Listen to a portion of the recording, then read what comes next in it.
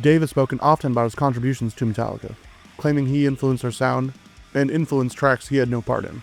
This narrative has sparked endless debate, especially since Dave has repeatedly revisited this topic himself, sometimes unprovoked, feeling a mix of sympathy and frustration from the fans.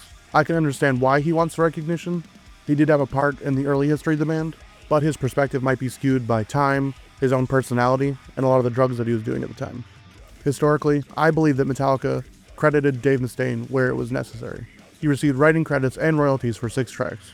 While Dave argues that he deserved credits for the solos he wrote, especially like on Metal Militia, where Kirk is getting all of the royalties for that song and not Dave, I think they gave him as much credit as he deserved. Maybe that was out of feeling sorry for him, or maybe that was because of legal prudence on their part.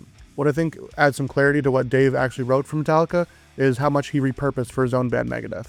The mechanics remained intact as he wrote it on Killing Is My Business, while we can still hear fragments of Phantom Lord, Ride the Lightning, and Call of Cthulhu on Megadeth's work, and songs like This Was My Life, Hangar 18, and Wake Up Dead. While this doesn't definitively prove he didn't write more material from Metallica, it's an interesting point to consider. He's clearly no stranger to reclaiming his riffs.